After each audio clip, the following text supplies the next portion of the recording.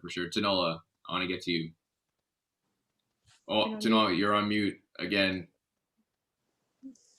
Sorry, it's because I keep nodding. I keep being like, yes. I don't want y'all to hear that. Oh my gosh. Okay, listen. Okay, so I have my notes down. When it comes to, let's talk about music first. Samples. I think I'm always the type of person that's just like, okay, what's the problem? And I feel like, obviously, last I said legacy. I feel like right now samples. I think the problem with samples is that there's a difference between samples and renditions. Everyone is trying to do a rendition. Everyone is trying to say, okay, you know what, I respect this, but this is how I look at it. And while in some definitions, that's what samples are made for, not every rendition is good. Not every perspective is good. And I'm kind of surprised that even when we're talking about samples, no one has even mentioned Kanye West yet. I don't know if it's a taboo or like people are just like, but I feel like he's one of, especially when he produces, I feel like he does the intentions, at least his old stuff.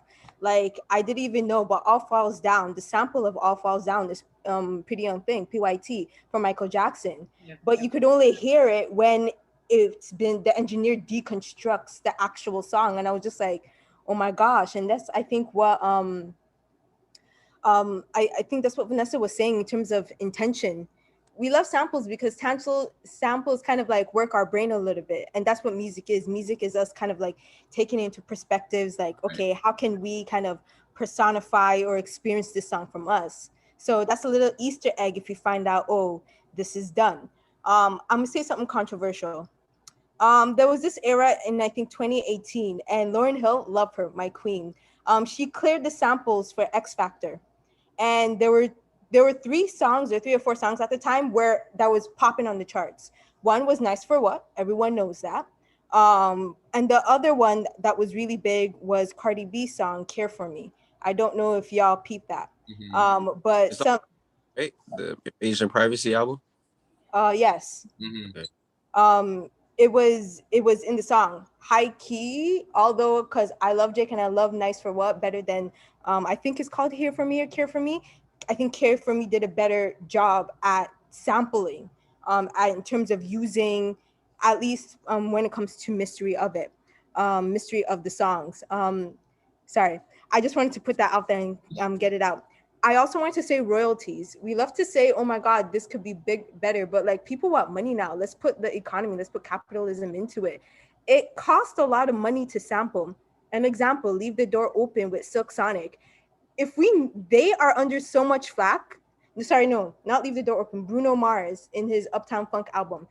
The amount of times he got sued because, listen, he pulled some bangers out of that. And that's why it was such a timeless album, because people really resonated with it, but he did not clear any of them. Lastly, sorry, I know I'm talking too much, but I got it. TV shows. It's okay. It's cool.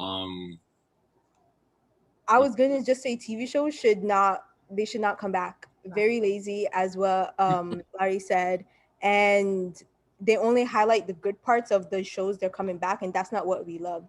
We love the process. We love the journey of everything. Mm-hmm. And I will always be the person to be like, no, never bring back a show. Just leave it as it is. Because if it ain't broken, don't fix it. Yeah, if it's not broke, don't fix it, type of thing. Yeah, for sure. Shenikqwa. Ladi, you want to say something quickly? Nah, I was gonna say one plug-in just to be a joker. Fast and the Furious, they need to cut that off right now. End it. They should have ended it after 5, or even Paul Walker. I don't know why they're doing the Fast and Furious 10. Like, I feel like, it's not even racing anymore. Like, you know what I mean? I just have to bring that point up. Like, I agree. Cut it. For sure. Oh my goodness. Yes, go. I agree. What was I gonna say? Oh, I was gonna say was like, if you're an artist, create. That's the whole thing. Like, if you're an artist and you're in here and you're doing the work, it's just like the whole point is that seeing your look, seeing your aesthetic, hearing your sound, I want to hear you create. I don't want to hear a regurgitation of something else. Mm-hmm. And I agree where please do not touch any of the TV shows, because just know, like, imagine Fresh Prince coming back without Uncle Phil. That would be a madness. I think that would be a spinoff. They're doing a spinoff of a show called Bel Air. God forbid. God forbid.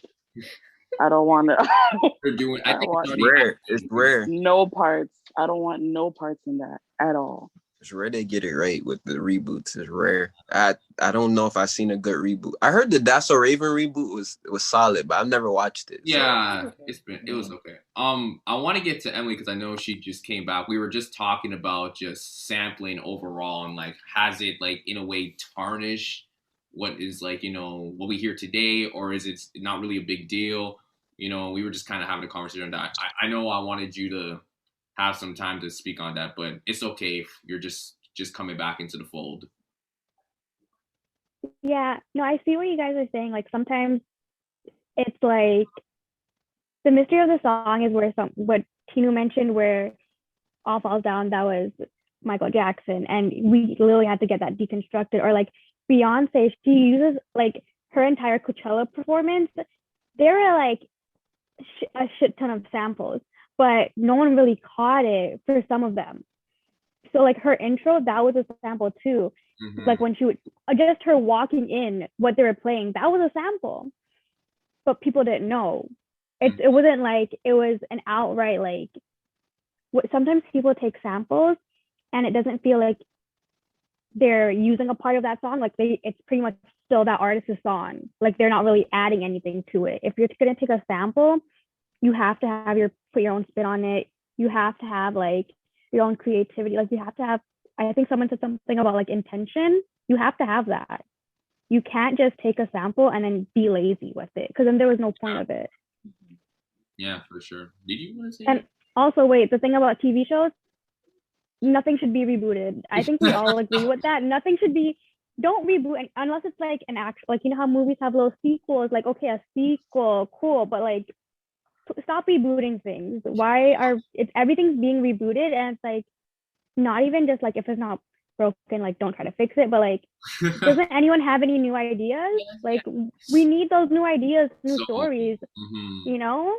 Okay, I want to get to that. So everyone's kind of on the same page. So like, is it that the fact when shows are being rebooted, it's just kind of like, we're just going to take everything that happened from that time and just copy and paste? Or is it just that when they try something new, it's still not good enough? Because one thing that I even talked about this, you know, when I had a couple of other guests, is that when we grow up to certain things and we love all these different shows, you know, we kind of have this certain like belief of like how a good show should be, you know, whether you're a heavy person on storytelling or a heavy person on like you love the characters and everything, all of the big moments, and you feel like within that criteria, if you don't see it, especially within a reboot of a show, it's kind of like, oh, it's not good, you know? Like, I don't know, like it's something that I've kind of like developed as like my own theory, but I don't know if anyone else thinks that way. I just find it's curious because I can just say to myself as well that sometimes when I watch a show, I'm always keeping those details in mind where like, you know, what's the story? Like, what are the characters? What should I know about them? Like, is there going to be a big payoff? And even if it's like, you do like almost half of it, if I don't get a full 100%, it's still telling me like, oh, the show is trash, whatever, you know? So is it because that we have this certain belief of like, this is how a show, or specifically in this conversation, this is how a reboot should be run? Or is it just overall just like, no, it's not good and I don't believe on those qualities? I'm just leaving that open for anyone. I personally believe that it's a double-edged sword for the creators, the writers, whoever's in the room, because now you're kind of grappling with those who knew the original show and those who are actually going to give you the views in order to keep creating this show. And I feel like with that, you're tasked with a big responsibility because you can't be creative. And the thing is, if you're too, I'm not going to use proper English, if you're not that creative, you're going to lose viewers because then it's going to be boring. But if you're too creative, it's just like, what's the point of doing the show? You could have just done a whole thing that would have been great. Someone mentioned Raven's Home. I won't lie. When I heard that was coming up, I said, yes, let me watch it with my younger brothers too. What are you talking about? Because That's So Raven was so iconic. I think it was pretty well done. However, there's some, again, I feel like the quality, it's what I said in the initial question. It's the quality lacks of it. A show that was not done correctly when it comes to reboots, I don't know if y'all know this one, but Boy Meets World. I loved that show. It came back as Girl Meets World, this time of his daughter. First of all, 2 different networks. You messed up at that extent because ABC Network at the time was cutthroat. They said, if y'all want to talk about sex, if y'all want to talk about drugs, do so. The new reboot was on Disney, cookie cutter Disney, in 2019 or whenever it came out.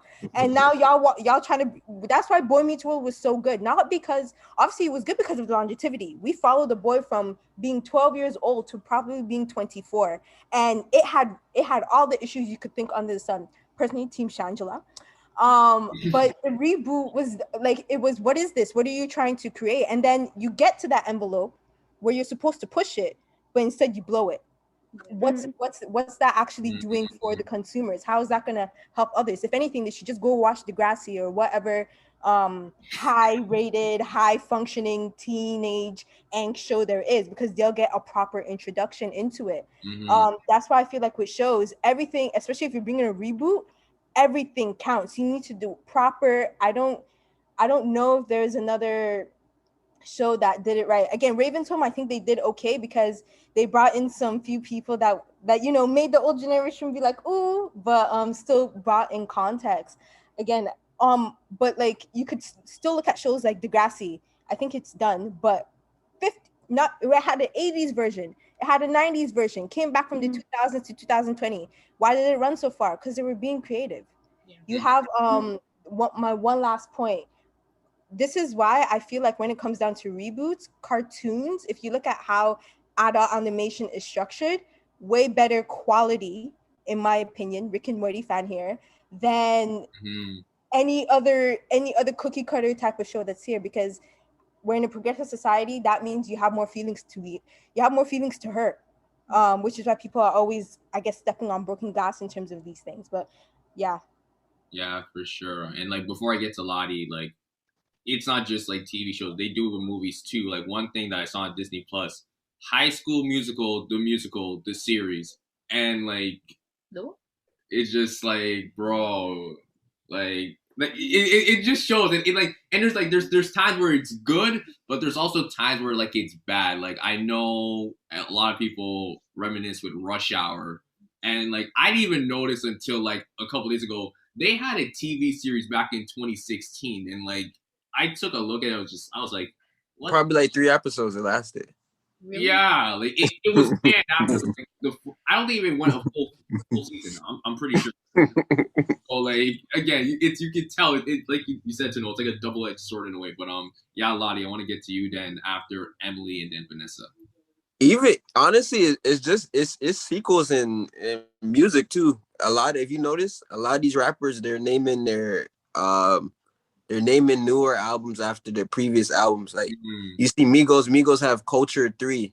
People thought Culture should have been done at 2. And when you do that, you set the pressure of yourself. And a lot of people a lot of people didn't like Culture 2. And a lot of people are like, yo, you know, it's not Culture 1, it's not Culture 3. If they honestly, probably they named the project a different name, it wouldn't have like such a tie to like the previous projects. And like I don't want to compare them to like Cole, Kendrick's, J. Cole. I would not want Kendrick to name a project Good Kid, Mad City 2. Cause it's just like, yo, Good Kid, Mad City was such a perfect album in its way. You can't sequel that. You can't sequelize that. You know what I mean? Like some shit you can't just like the intention, the rawness of when it first was created. I think it should have like been in that aspect. And I feel like you kind of take it away. Like even if Drake had to Take Care too, it doesn't even sound right. Take Care too. Like some projects you just, or some things I feel like you should just like leave it alone. And like I feel like I guess even we can talk about in Hollywood, even for like Black films, a lot of like films like, you know, speaking of like, you know, with Black people, it's speaking of trauma, speaking of like, you know what I mean, of us being done wrong. And I'm like, bro, that's like, we've seen it so much. It's like, yo, we get tired of seeing it. That's why I really like Insecure. I like shows that like put us into like empowerment where we're like, You know what I mean? Like you have a cast, you'll have a black lawyer, you know, you'll have a lawyer, a black real estate agent that's really trying to figure out their life. And like you can see celebration throughout that and not trauma. So like I feel like even in Hollywood, I feel like when it comes to like black films, I feel like, you know what I mean? It's amazing when you see like a new fresh concept, you know, being drawn to us. Yeah, for sure. Emily. So I want to touch on like the sequel thing again. So we were talking a lot about like Raven's Home and like that was a great reboot and like how I feel like, okay, so with reboots, what Tina was saying with double-edged sword, I feel like what's the point of doing a reboot? Because one, you have to make sure you're satisfying both separate audiences. And two, it just feels like a lot of pressure because you have to make sure you're paying, like you're paying your respect, you're doing it right. Whereas you can just come up with a fresh idea and just like, you know, roll with that. And then, so with Raven's Home, like that was a reboot, but like a good sequel to a TV show was Cory in the House. I loved Cory in the House. And that was a pretty good sequel to That's So Raven. Mm-hmm. We got to focus on a new character. There is still allowed to be creative. There was an episode where Raven came back and, you know, that was nice and it was cute, but like, it was a fresh new idea with still that connection. Mm-hmm. Sweet Life of Deck 2 was a good one too. That was a great sequel. That was a great sequel too. So like those things, like instead of rebooting the actual show, like try to create a sequel where we focus on like younger characters and like you can still be creative. Mm-hmm. And also the sequels of music, like when we talk about like older artists, like Kanye had Late Registration and then College Dropout, and like those all had a specific theme. And then even Jay-Z, he had like Blueprint, he had like 1, 2, and 3. And, you know, a lot of artists have done the sequel thing before, but again, it's like, what's the intention? You know, you have to make sure things connect. Yeah, really, for sure. Yeah. Vanessa. Yeah, I think it's just like part of it with the sequels thing. I think it's if there's still a story to be told, then I understand it. I also understand that, again, because we have nostalgia tied to these TV shows and movies and whatever else. And so even me, like, I don't want to see That's So Raven in 2021 or 2019, like wearing new clothes. I want to see her wearing 2001 outfits, the fur boas, like, we have particular like memories attached to it. So I think that's why, like, I know that I'm not the target demographic when they're rebooting these shows. Mm-hmm. And it's like, maybe it's to introduce younger generations to these shows, to these classic shows. And I understand that piece of it, but I just know that like when certain things are being revamped and rebooted, like I just know that I'm not the target demographic, and it's not for me. Like I think, like I was mentioning in the first conversation about like old school and new school, like certain things are not for us. We passed like, I think Space Jam, they just did a new version of Space Jam, and someone I was following was like, she posted an old picture of her like when she first went to go see the Space Jam premiere when like she was 3 years old or 5 years old, and she was like, this is who Space Jam is for. It's for 5-year-olds in 2021. Like, it's not for us. So like I can understand that piece, because there's also things that we watched when we were growing up that were reinventions of older things that we may not have been privy to. And so I think we kind of have to have that grace in regard to like how they're trying to reintroduce these things. I was just at one of my friend's houses the other day, and her kid was watching Blue's Clues, and Blue's Clues is completely different. It's not Steve. It's a Filipino man. It's completely different. And I was just like, wow, like I was really taken aback, but the kid loves it, right? Like the child who knows nothing about Steve, they have iPads now. Like they're doing email instead of the mailbox. I was so shocked, right? So it's completely different, but it's not for me, right? Like it's for those children or whatever demographic that they're targeting towards. So I think that's have to be part of the conversation. And like, again, with media and how we understand it in like entertainment industry, media, film, music, like especially how it's been popularized, like these are fairly new industries, right? Like they're not older than the 1900s for the most part in terms of how we understand them. And so I understand why people refer back to originals, to certain type of archetypes, because that's what we what the society is used to. But like, I know now with the internet, we're kind of seeing different stories. And so we're seeing different narratives, we're seeing different stories. We can stream things, we can watch YouTube series, we can watch web series. Like it's kind of changing how we understand media. And so I think for that reason, like there is a space to have that niche for reboots, because we're not forced to just watch television. Like Ladi had mentioned, he don't even watch TV. I don't even watch TV. Most of us probably don't watch TV. We're watching Netflix, we're watching YouTube, we're watching TikTok. Yeah. So we have all these different ways to like consume media. I think having that niche for like reboots that none of us want to watch is cool for those who want to be introduced to the series or like to these different types of music or whatever else. Yeah. No. TikTok is dangerous, by the way. I my TikTok bad. is what? It's dangerous. I used to be like, nah, with that TikTok, what am I doing on TikTok? How old? I found myself like, yo, I have to get like, I think if you're on TikTok too long, they'll give you a notification. Like, you should take a break, go get some water, go get some fresh air. I'm like, okay, yeah, nah, I'm converted. It's crazy. So I know how dangerous that shit is. Yeah, I want to get to Tinuola for sure. Then we can move on to the last point. Sorry, I just want to say a last point as to what everyone was saying. I think you see, I don't think we're trying to kill reboots and say they should die. I definitely don't think so, because I feel like the right person, the right writer, director, the right team could really make something special. As what Vanessa said, some of the things that we watched when we were younger, there were reboots. I know a lot of things I love were, but I feel like there's other strategic ways you could do it. You could do thematic reboots in the sense where, I know I'm a big Insecure fan as well. But if you're on social media, specifically Twitter, take in how they always compare Molly's character to Tony's character in Girlfriends and compare some of the other characters there. Obviously, I don't think there is any relation between completely different people. But you could still find some type of nostalgia in there, because Tony's character was very successful Black woman that just did not know how to relate or hone her interpersonal skills that a lot of us could go into. One last thing, let's talk about That's a Raven again. A show that I actually really liked that came out was Casey Undercover, the one with Zendaya. Oh, this one right here. I would, to be honest, we don't advocate for the devil, so I'm just gonna say advocate. I would say that would have been a great thematic or strategic reboot to That's a Raven, because that was the concept of Casey Undercover. Instead of her being psychic, she was a spy, and she got into crazy disguises, but she was still fashionably fit. She was still having high school teenage angst. The themes were right there. She still had two parents. She happened to be Black that were great. The younger brother that was like a little bit nerdy, but still had their own storyline.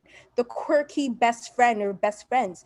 It's literally That's a Raven in print, but let me ask y'all a question. Did y'all make that type of kind of inference before I said that? And do you see it now that I say that? No, I see it now. Yeah, I definitely see it, it resonates with, I'm not gonna lie, and like I know this one loved I actually loved Casey Undercover. I don't know why. There was something about it that was like, yes. But yeah, I see it now that you said it.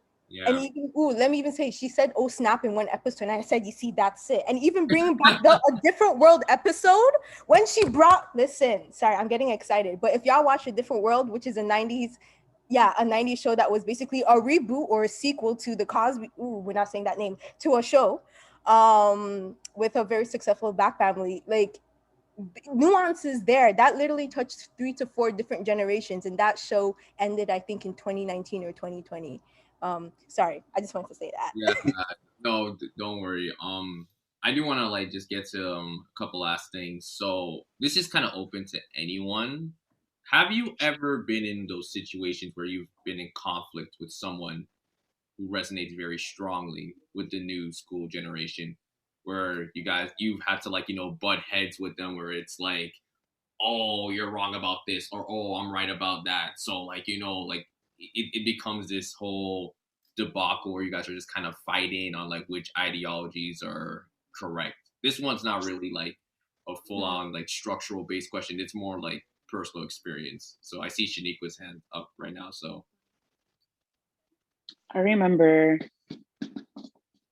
being in the Black Student Alliance office at York, and there was a young woman in there. I guess she was a pretty big I know this name is also debatable to mention in here, but just for the sake of the conversation, Chris Brown fan.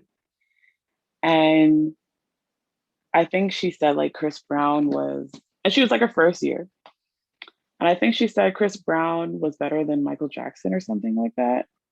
And one, these people didn't know how to talk to other people. So that's why the conversation went left. But I was like, kind of like, okay, I don't know about that. Just, and I mean, there, it's just because I guess you have to recognize who who, if you're comparing or saying someone is better than someone, I need concrete, strong evidence as to why this is the case, right? And I needed to be informed. And I'm only saying that because, you know, maybe the young woman didn't know, or like where it's a lot of, you know, Chris Brown's inspiration in terms of some of his moves and all that stuff came from. But I was like, that one was kind of like a bit, I witnessed this conversation, by the way, but I also thought, I'm like, that's a bit iffy. Like, I think if we're comparing, I don't know if it's the reason why, because I used to be a person that would compare, right? Like, let's say we're not comparing people, we're comparing genres from old school to new school and whatever the case may be. But again, what helped me was like, you know what? Everyone is telling a story, and everyone is telling a story in their own way, right? In their own right. I can say if someone is not good. I can say if I don't like this person, but to compare them to someone, like, well, you can compare, but like, it's just a matter of, for me, like, well, to compare them to someone like from back in the day, it's like, I don't know if that's entirely fair, because that person back in the day, someone was comparing them to someone before, right? Like, people were like, in the early 2000s, it was like, oh, music in the 80s and 90s was better. It wasn't this, that, and the third. And it was like, okay, but people, like, this genre of music is coming out of the fact that people kept on creating. Like, you had different forms of rap, and then people created gangster rap, and as was mentioned in terms of how gangster rap turned into trap and drill and all of that. To compare someone that is a drill artist to someone back in the day, that drill artist might actually be better lyrically. You never know, right? But it's not entirely fair. It's not entirely fair, just because of the fact that people were creating, like, these are rap artists, these are musical artists. People were creating things that, and spaces where they felt like they weren't heard, right? They were creating music and things where they felt like they weren't heard. So I can't always compare. I can say if something is not good, I'll say like, that is not good. That lyric, that line, that music, I don't like that. But I just, with how I understood new, old school, whatever, I'm like, it's not always fair to compare. And there's nothing new under the sun for people to compare and say like, this stuff is more abrasive or whatever than before. Like, that's not true. That's not entirely true, because back in those days, in terms of, we're talking about what was conservative or whatever, gangster rap was tearing everything up, right? No white parents wanted their children listening to gangster rap.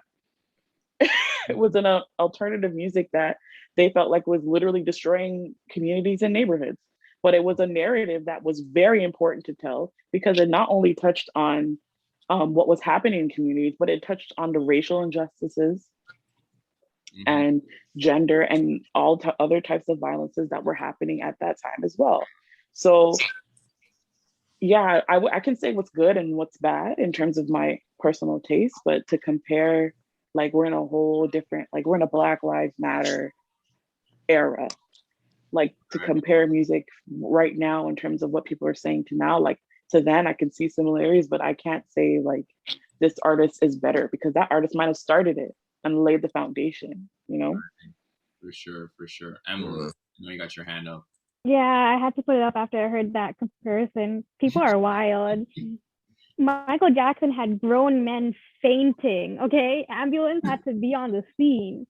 And I also feel like when you're talking about comparison, like, we also have to take in like the time, like, the accessibility, like artists, it's a lot more accessible to your audience. You have Twitter, you have Instagram. It's not just like you're not on the side of the road selling your mixtape anymore. You're online. You have a bigger reach. Whereas like you have to take in like back in the day how hard it was for artists to like for artists to grow and how for them to reach that point of fame and become legendary.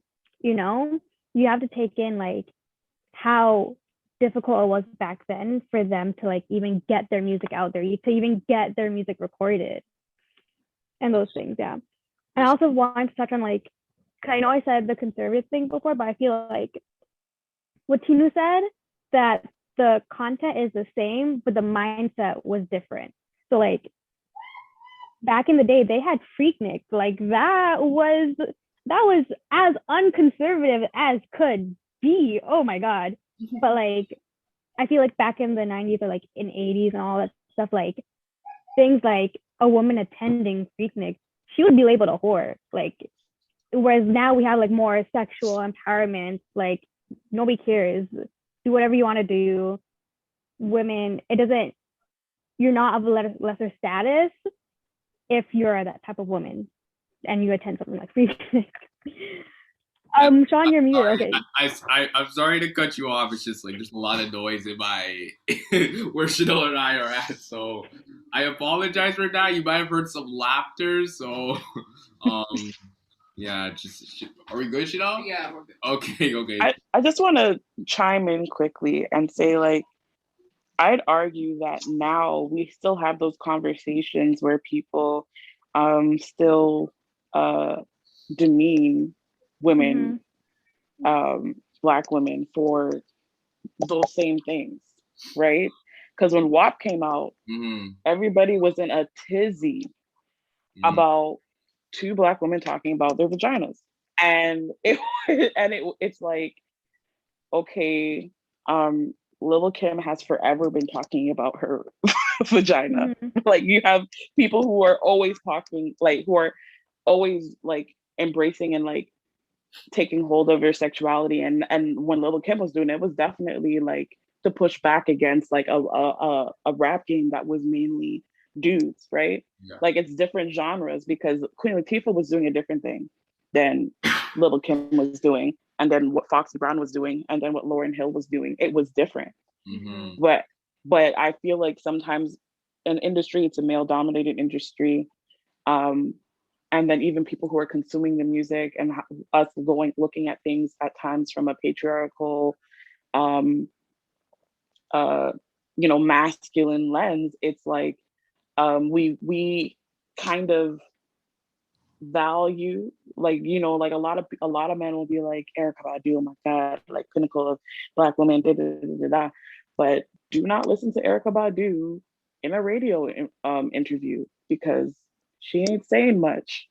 But like her music is saying one thing, but sometimes Erykah Badu, like she was fully out here defending R. Kelly at some point, right? So it's like, again, like I when I'm talking with people about these kind of things or whatever comparisons to new, old, or whatever, I'm like, yo, nothing new is under there's nothing new under the sun.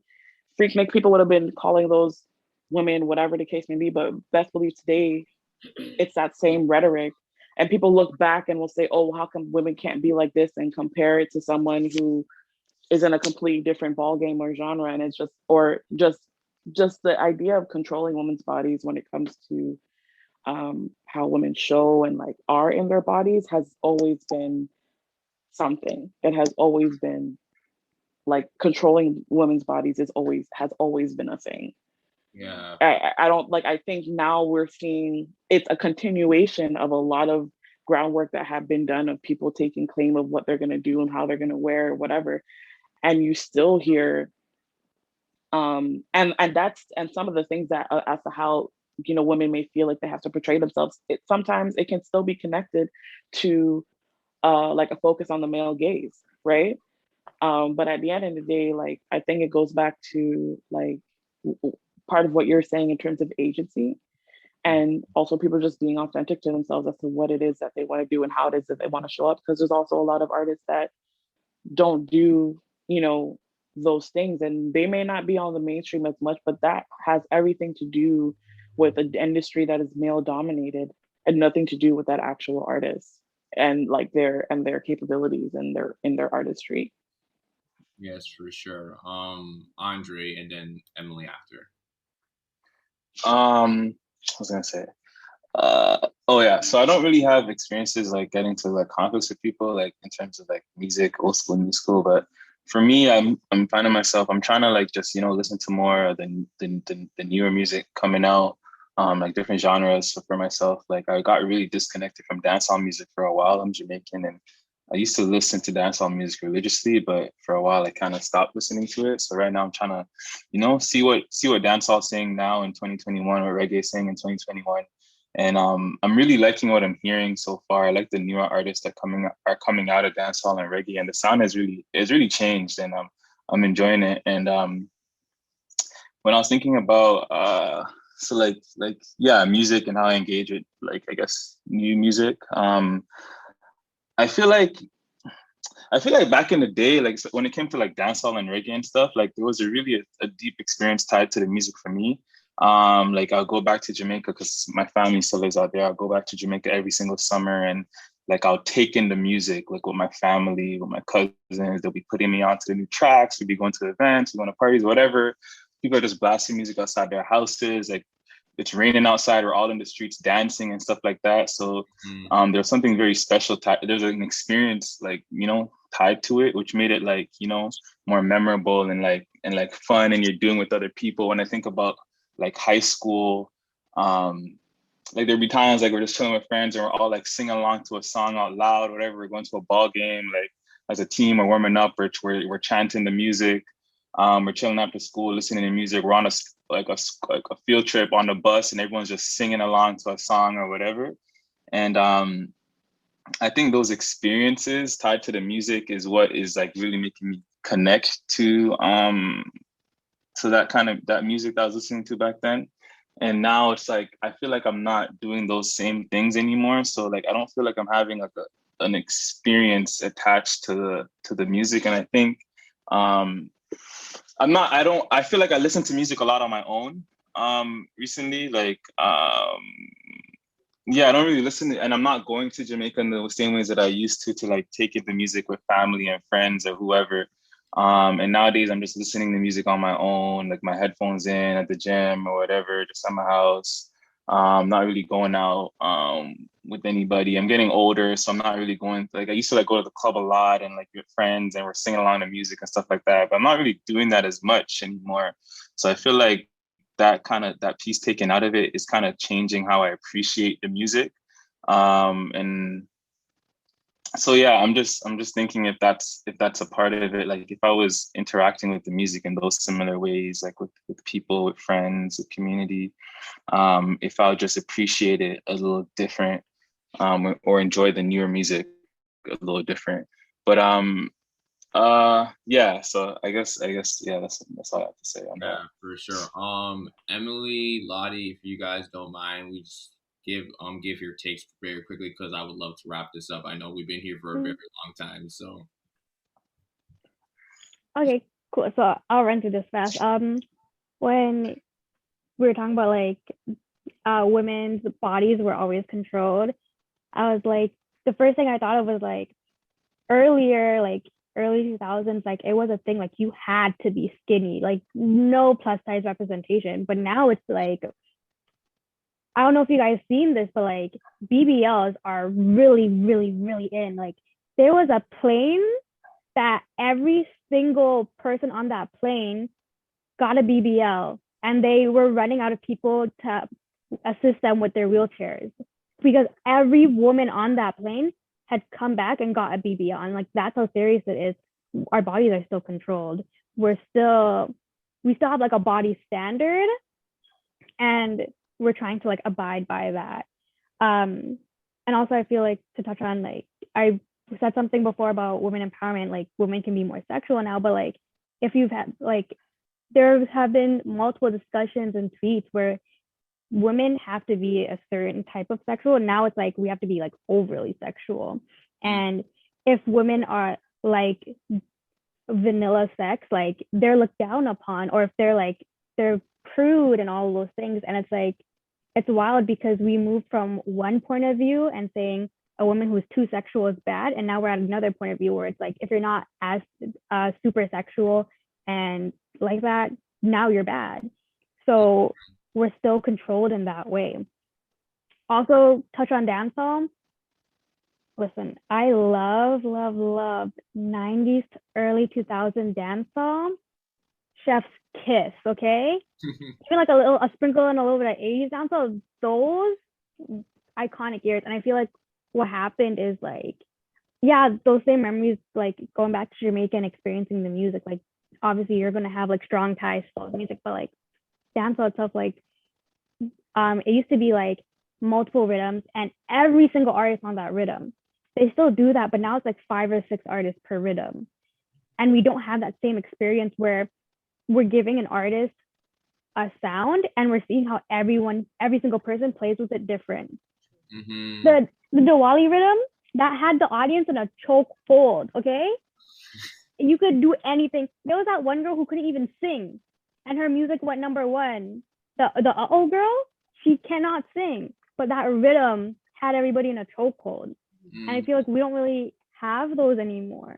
Especially like even in soca, like it used to be like everybody on a single rhythm, and we don't really have that as much. Like there was one year where we didn't have that on. We're slowly getting back to it, but it's more of like everyone has their own sound, and it's like I feel like that was really important to the genre itself, where we gave them a rhythm and they took it and ran with it, you know? I feel like that's something that shouldn't have been lost or watered down. Yeah. Okay, yeah, that's all I want to say. Yeah, Ladi, just quickly, and then we'll wrap it up. About myself on mute. Yeah, I think Shenikqwa talked about the WAP song. If we're really talking about the most explicit, Kaya, My Neck, My Back, that's like 10 times, I think, personally, like more like explicit.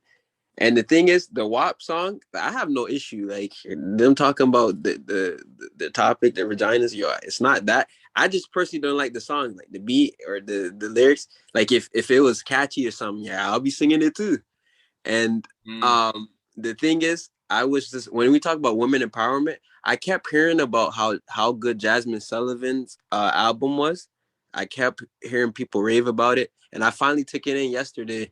And that album was really, really, really good. And the way she did her, like, it's like different interludes of different women talking about like women empowerment, talking about like probably actual conversations women actually like go through. And like just the way she added it to it, I felt like it was like, I really enjoyed that. And my bad, to bring it back to your initial question, when it comes to like, I don't really get in disagreements, but I get into conversations about music. And the thing is, like, with music, I think we have to like learn, like, it's an audience that's made for it. Like what Vanessa said, like the reboots for Blue's Clues is not made for us. And even like the WAP is not made. WAP is made for, probably a audience of women, to try to, WAP is not made to be connected with me. Just like maybe like Little Uzi's not made to be connected to someone, or J. Cole might not be made to connect to a 15-year-old. And you know what I mean? And the thing is, like, I'm not gonna I can't diss the artist or diss music because, you know what I mean, it's not my taste. It's just not made for me. And if it's not made for me, I guess sometimes you just gotta keep it pushing. Yeah, for sure. But we've been here for a while, so I'm just gonna wrap this up. Ladies and gentlemen, to everyone listening, thank you so much. I gotta say thank you to all my guests here.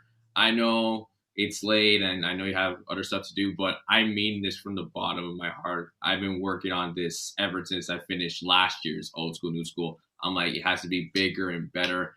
And I'm really grateful to have all you guys here with me. This was phenomenal. Really appreciate it. Thank you. Conversation was amazing. I really enjoyed this. Like, if you having more of these, or hey, thanks for having me, Shon. This might be a yearly thing, so who knows? I might be back with Old School, New School 3. Who knows? Yeah. That's a sequel we need. That's a sequel we need. Yeah. A reboot done well. Yep. Yeah, for sure. So thank you guys for listening. I really don't know where I'm gonna find the time to edit because this was hella long. But hey, it's just kind of like my job at this point. But I'm definitely down for it. Make sure you guys check out everyone on social media. I'll put it in the description. I would ask you guys to listen up, but we've been here for too long, so I don't want to stretch it out. Thank you guys so much, and we'll see you guys in the